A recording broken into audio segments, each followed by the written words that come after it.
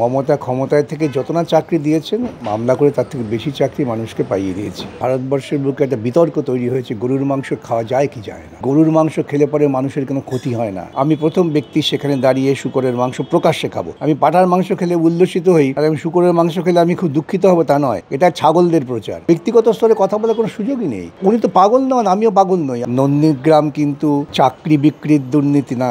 BJP বিরোধী যে কোনো জোটে মৌলিক শক্তি হচ্ছে বামেরা। প্রথম যে দলটি পালিয়ে যাবে তার নাম হচ্ছে মমতা। বিকাশ রঞ্জন ভট্টাচার্য একাধারে সিপিএম নেতা, অন্যদিকে তিনি দুধে আইনজীবী হিসেবে বলা হয়। তিনিই রয়েছেন আজ আমাদের সঙ্গে সংবাদ প্রতিদিন ডিজিটালে। বিকাশবাবু, আপনাকে স্বাগত। আমার প্রথম প্রশ্ন একেবারে, আপনি নাকি মামলা করে চাকরি আটকে দিচ্ছেন। আমার যদি চাকরি আটকে দেওয়ার ক্ষমতা থাকতো তাহলে তো চাকরি প্রার্থীরা আমার কাছেই আসতো। মামলা করে আমি আটকাই না। বিচার প্রার্থী যারা যোগ্য শিক্ষিত মানুষ পশ্চিমবঙ্গে আছেন, যারা তৃণমূলের ছত্রছায়ায় না থেকে নিজেদের যোগ্যতা প্রমাণ করেছেন, তারা আদালতে আসেন। তাদের অভিযোগ হচ্ছে যে যোগ্যতার মান, যোগ্যতা নির্ণয় না করেই চাকরি বিক্রি করা হচ্ছে।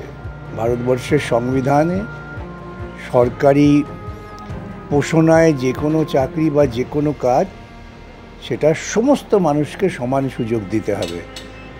সেটা তৃণমূলের দল করে না, এবং করে না বলেই আদালতে যাই। আদালতে গেলে পরে আদালত তো আইনটাকে প্রতিষ্ঠিত করবে না। আদালত বেআইনি কাজ দেখলে স্থগিতাদেশ দেন। এ প্রসঙ্গে বলে রাখি, বলাটা হয়তো খানিকটা আত্মশ্লাঘার মতো হয়ে যেতে পারে। বিগত কয়েক বছরে মামলা করে আমি, আমার জুনিয়ররা প্রায় 3 থেকে 4 হাজার মানুষের চাকরি জুগিয়েছেন। সুপ্রিম কোর্টে গিয়ে মামলা করে নিয়োগের আদেশ নিয়ে এসে, এরকম বহু ক্ষেত্রেই হয়েছে। আমি তো আমার জুনিয়রদের বলেছি, তারা একটা পরিসংখ্যান তৈরি করে বাজারে দেবেন, যে মমতা ক্ষমতায় থেকে যত না চাকরি দিয়েছেন, আমরা মামলা করে তার থেকে বেশি চাকরি মানুষকে পাইয়ে দিয়েছি। চাকরি বিক্রি করতে হয়নি, যোগ্যতা নেই রেখেই।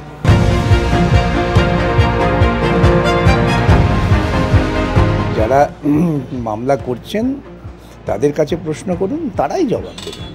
এই প্রশ্নের জবাব আমি দেব না। আমি জানি যে আমি কি করেছি। আমার যে পেশাগত সাম্মানিক, সেটা দেওয়ার ক্ষমতা অনেকেরই নেই, কিন্তু তাদের অনেকেরই মামলা করি। যারা চাকরি প্রার্থী, যারা আমাকে দিয়ে মামলা করিয়েছেন, তাদের কাছে গিয়ে আপনারা জিজ্ঞাসা করবেন। আসলে এই যে অপপ্রচারটা, এই অপপ্রচারটা করে তৃণমূল কংগ্রেস, এবং সেটা বেআইনি নয়, সেটা বেআইনি পথে, দুর্নীতির পথে টাকা নয়। এটা নিজের পেশাগত যোগ্যতার ভিত্তিতেই আমি অর্থ উপার্জন করি।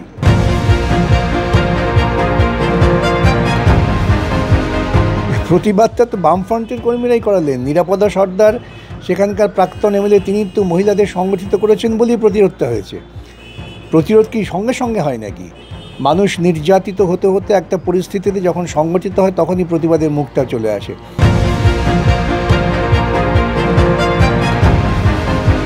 সেদিন এই ঘটনার পর অন্তপক্ষে ভারতবর্ষের বুকে একটা বিতর্ক তৈরি হয়েছে, গরুর মাংস খাওয়া যায় কি যায় না। প্রশ্নটা হচ্ছে যে গরুর মাংস খাওয়াটা কেন হয়েছিল?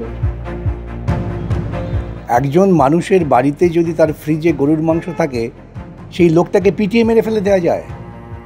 ভারতবর্ষের একটি রাজনৈতিক দল বা সেই রাজনৈতিক দলের উপদলেরা, তারা কার বাড়ির ফ্রিজে গরুর মাংস আছে সেটা খুঁজে বার করে সেই মানুষটাকে খুন করতে পারেন। এই মানবতা বিরোধী এত বড় কাজটা হতে পারে? ওই মানবতা বিরোধী অত বড় কাজ হয়েছিল বলেই প্রকাশ্যে প্রতিবাদ করা হয়েছিল যে গরুর মাংস খেলে পরে মানুষের কোনো ক্ষতি হয় না। এবং যারা গো মাংস খাওয়ার বিরোধী, তাদের বলবো, আপনারা আপনাদের পুরাণ কথা, বেদ, উপনিষদ, মহাভারত, রামায়ণ পড়বেন। সর্বত্রই গরুর মাংস খাওয়ার ব্যবস্থা ছিল, এবং মানুষ খুব উপাদেয় মনে করে এটা খেতেন। মানে রাম রাজনীতি করা হয়, রাম সীতা এরা প্রত্যেকেই সব। সুতরাং আজকে এই যে গরুর মাংস খাওয়াটাকে নিন্দা করাটা হচ্ছে একটা পিছিয়ে পড়া রাজনৈতিক ধর্মীয় চিন্তাকে চাপিয়ে দেওয়ার চেষ্টা। কেউ দেখাতে পারেননি আমাকে যে এই খাওয়াটার পেছনে হিন্দু ধর্মের উপর কোনো আক্রমণ আছে। মানে হিন্দু হয়ে গরুর মাংস খাওয়া যায়, আপনি বলছেন? যায়, যেমন সব। আপনি পড়ুন না, আপনি মহাভারত পড়ুন, আপনি রামায়ণ পড়ুন, আপনি বেদ পড়ুন, খাদ্য মানুষের ইতিহাসটা তো বুঝতে হবে, মানুষের যাত্রাপথটা তো বুঝতে হবে। মানুষ বেঁচে থাকবার জন্য তখন তার প্রোটিন খেয়েছে, বিভিন্ন ধরনের প্রাণী মেরেছে, গরু মেরেছে, শূকর মেরেছে, ছাগল মেরেছে, ভেড়া মেরেছে, যে যেখানে পেরেছে সেটা দিয়ে খেয়েছে। এবং কারো উপাদেয় ছিল, ব্রাহ্মণদের গোদান করা হতো। আপনার দেখা আপনার বন্ধু বান্ধবদের মধ্যে অনেকে বলেন যে আপনি যেমন গরুর মাংস খাচ্ছেন প্রকাশ্যে দাঁড়িয়ে, সেরকম শূকরের মাংস অন্য ধর্মের কেউ খান, মানে আপনি দেখেছেন এরকম? আমার কথা হচ্ছে, যদি কেউ আজকে দেখাতে পারে যে কারো বাড়িতে শূকরের মাংস আছে বলে তাকে খুন করা হয়েছে, একটা উদাহরণ দিই। যদি কেউ উদাহরণ দেয় যে শূকরের মাংস রাখার জন্য মানুষ খুন হয়েছে, আমি প্রথম ব্যক্তি সেখানে দাঁড়িয়ে শূকরের মাংস প্রকাশ্যে খাবো, যদিও আমি খাই। কেন, গরুর মাংস খাওয়া শূকরের মাংস খাওয়ার মধ্যে কোনো বিজ্ঞানগত যুক্তিগত কোনো বিরোধ নেই। আমি পাঁঠার মাংস খেলে উল্লসিত হই, সেও তো চার পেয়েই, আর আমি শূকরের মাংস খেলে আমি খুব দুঃখিত হব তা নয়। এটা ছাগলদের প্রচার। একদল মানুষ যারা নিজেরা অশিক্ষিত, যাদের কোনো মূল ব্যক্তিগত ধারণা নেই, তারা ওই গরুর মাংসের সঙ্গে শূকরের মাংস আনছেন। তার কারণ তারা গরুর মাংস রাখার অপরাধে ওই মানুষটার হত্যাকে সমর্থন করে।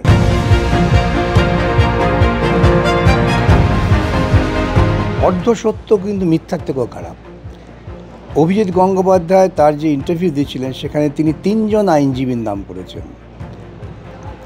অনিন্দ্য মিত্র খুব শ্রদ্ধেয় আইনজীবী, বিমল চট্টোপাধ্যায় এবং আমার নাম করেছেন। অনিন্দ্য মিত্র, বিমল চট্টোপাধ্যায় কিন্তু তৃণমূল সরকারের অ্যাডভোকেট জেনারেল ছিলেন, আমি তো ছিলাম না। তৃণমূলীরা কেন বারবার আমার নামটা যুক্ত করছেন? তার কারণ অভিজিৎ গঙ্গোপাধ্যায় খুব সচেতনভাবে আইনি অধিকার প্রয়োগ করে দুর্নীতির এই পর্দা ফাঁস করে দিয়েছেন। চাকরি বিক্রি হচ্ছে, এটা তো আগে কেউ জানতো না, যেটা অভিজিৎ গঙ্গোপাধ্যায়ের আদেশের বলে সিবিআই তদন্ত করে পেয়েছে। সেজন্যই ওরা অভিজিৎ গঙ্গোপাধ্যায়কে কালিমা লিপ্ত করার জন্য, ওরা কেউ বলছেন না একবার তিনি অনিন্দ্য মিত্র, বিমল চ্যাটার্জিরও জুনিয়র ছিলেন, আমারও সঙ্গে কাজ করেছেন, আমার জুনিয়র ছিলেন, 3 জনের নাম করেছে কিন্তু ওর একজনকেই ধরছে। এইগুলো এই জন্য অর্ধসত্য মিথ্যার থেকেও বড়। অভিজিৎ যেহেতু ওদের দুর্নীতির উন্মোচন করে দিয়েছে, কত বড় দুর্নীতিবাজ তৃণমূল সরকার হতে পারে, এটা অভিজিতের আদেশের ফলেই জানা গেছে। তাই ওরা ওকেও গালমন্দ করছে, তার সঙ্গে আমাকে যুক্ত করে দিয়ে রাজনীতির চেহারা দেওয়ার চেষ্টা করছে। এইভাবেই অপপ্রচার তৈরি হয়। উনি তো পাগল নন, আমিও পাগল নই, আমার সঙ্গে ওর ব্যক্তিগত স্তরে কথা বলার কোনো সুযোগই নেই। আমরা বলি না। যখনই আমার বহু জুনিয়র বিচারপতি হয়েছে, সুপ্রিম কোর্টে যারা আছেন বিচারপতি আমার জুনিয়র, তারা আমার সঙ্গে কাজ করেছেন, তারা যখন আদালতে বসেছেন, আদালত সংক্রান্ত কোনো বিষয়ে তার সঙ্গে কথা বলি না, আমি এটা মেনে চলি।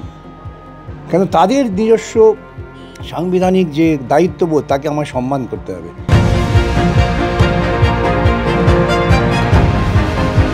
কাল্পনিক প্রশ্নের কোনো জবাব আমি দিই না, তাই না? এই ধরনের কল্পনার জগতে বিচার করে লোকে অনেক গালগপ্প করতে পারেন, এ নিয়ে কোনো প্রশ্নের জবাব হয় না।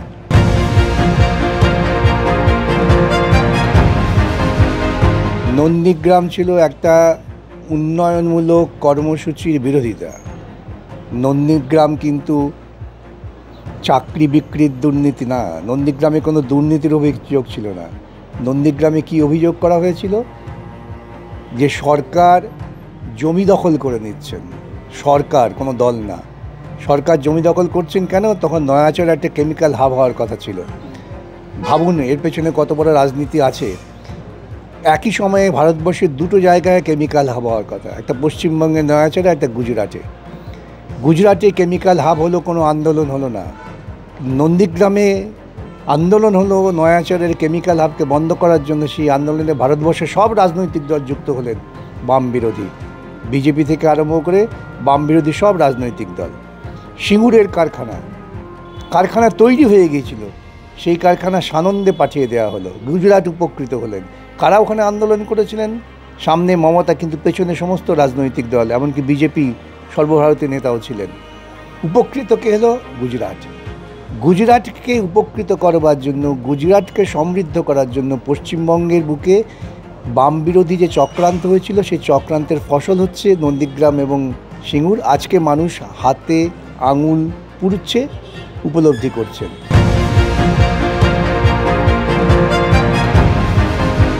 মমতা যে বিজেপি বিরোধী কোনো আসল লড়াইয়ে থাকবে না, এটা আমি বহুদিন আগেই ঘোষণা করেছিলাম, এবং আজকে সে কথা প্রমাণ হচ্ছে। বিজেপি বিরোধী বলতে শুধু বিজেপি নামটার বিরোধিতা নয়, বিজেপি বিরোধিতা বলতে আমরা বুঝি বিজেপির যে রাজনৈতিক আদর্শ, যেটা মূলত আরএসএস দ্বারা প্রাণিত আদর্শ, সেই আদর্শের বিরুদ্ধেই আমরা সমস্ত মানুষকে জড়ো করার চেষ্টা করছি। এখন বহু দলে এইরকম বহু মানুষ আছেন যারা হয়তো আরএসএস দ্বারা প্রাণিত, দেখবেন ছিটকে ছিটকে আজকে বিভিন্ন দল থেকে বিজেপিতে যাচ্ছেন। তার মানে তারা উত্তাপটা বুঝতে পারছেন যে আরএসএসের যে আদর্শ বিরোধী একটা জোট হচ্ছে, লড়াই হচ্ছে, এই উত্তাপে তারা থাকতে পারছেন না। যেমন মমতা থাকতে পারছেন না, পারবেনও না, 100% নিশ্চিত। আমি প্রথম দিন যেদিনকে ইন্ডিয়া জোট গঠনের কথা ঘোষণা হয়েছিল, তারপরেই সাংবাদিকরা আমার কাছে এসেছিলেন এবং ন্যাশনাল স্তরের সাংবাদিকরা। আমি তখনই বলেছিলাম, এটা বহুল প্রচারিত আছে, আমি বলেছিলাম ইন্ডিয়া এই গোটবন্ধন থেকে প্রথম যে দলটি পালিয়ে যাবে তার নাম হচ্ছে মমতা।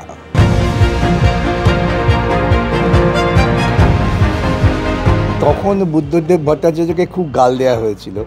এখন চোখের সামনে আরেকজন মুখ্যমন্ত্রীর কদর্য চেহারা দেখে মনে হচ্ছে বুদ্ধদেব ভট্টাচার্য কত ভালো ছিলেন। বুদ্ধদেব ভট্টাচার্য সিপিআইএমের আন্দোলনের ফসল, এবং সেই আন্দোলনের মধ্য দিয়েই তিনি মানুষের কাছে গ্রহণযোগ্য হয়েছেন। সেই আন্দোলনের ধারাতেই তিনি মানুষের কাছে এখনও গ্রহণযোগ্য আছেন। সিপিআইএম যেমন এখনও গ্রহণযোগ্য আছে। ভোটে হয়তো আমরা ভোট পাইনি বিভিন্ন কারণে, কিন্তু মানুষের যখন আন্দোলনের প্রয়োজন, মানুষের যখন জীবনের সমস্যা, যখন প্যান্ডামিকে মানুষ এদিক ওদিক ঘুরে বেড়াচ্ছেন, সাহায্য নেই, তখন কারা সাহায্য করেছে? ওই তো রেড ভলেন্টিয়ার বাচ্চা ছেলেগুলো সিপিআইএমের, তারাই তো করেছে।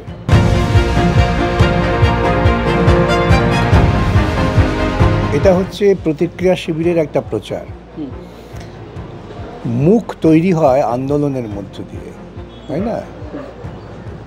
মানুষ ভোট দেয় কোনো একটি রাজনৈতিক দলের কর্মসূচির জন্য, মুখের জন্য না। এটা তো ফিল্ম নয় যে উত্তম কুমারের মুখ দেখালাম বা সৌমিত্র চট্টোপাধ্যায়ের মুখ দেখালাম।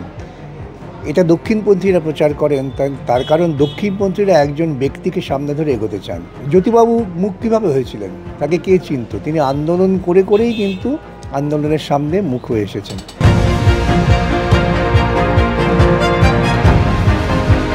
বিজেপি বিরোধী যে কোনো জোটের মৌলিক শক্তি হচ্ছে বামেরা। আদর্শগত চিন্তার দিক থেকে বামেরা অনেক সুদৃঢ়, এবং বামেরাই চেষ্টা করছেন সকলকে এক জায়গায় জড়ো করার।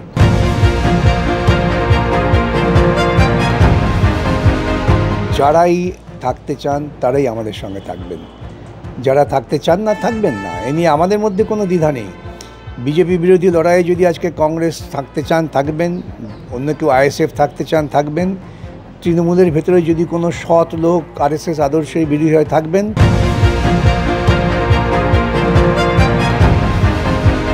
এইসব অভিযোগ করছে, আমি প্রত্যক্ষ খোলা চ্যালেঞ্জ আগেও দিচ্ছি, এখনও দিচ্ছি। সাজবাড়ির ঘটনা নিয়ে যে গপ্প রটানো হয় এটা অসত্য। সাজবাড়ি ঘটার পর একটি জুডিশিয়াল কমিশন হয়েছিল বিচারপতি তারাপদ মুখার্জির নেতৃত্বে। কমিশনটা তখন করেছিলেন সিদ্ধার্থ শঙ্কর রায় সরকারে ছিলেন। তখনও বামপন্থীদের বিরুদ্ধে নির্মম প্রশাসনিক অত্যাচার, গুন্ডাদের অত্যাচার হতো। সেই তারাপদ মুখার্জির কমিশনের রিপোর্টটা কেউ পড়েছেন সাজবাড়ি নিয়ে? প্রচার মাধ্যম তো সেই রিপোর্ট প্রচার করবে না। প্রচার মাধ্যম ওই রক্তমাখা ভাতের গপ্প তৈরি করে দিলেন। সেই ভাতের গপ্প তৈরি করে দিয়ে লোকের মাথায় মাথায়, লোকের না সাধারণ মানুষের মাথায় মাথায় ঘোরাবার চেষ্টা করা হচ্ছে রক্তমাখা ভাত। ওরে বাবা, আনন্দমার্গী ঘটনা। আনন্দমার্গী ঘটনা যে হত্যা করতে অন্তর্দ্বন্দ্বের ব্যাপার। এখনও আনন্দবাদীর মারামারি করে দেখবেন, পুরুলিয়া নাড়াচ্ছে এই নিয়ে।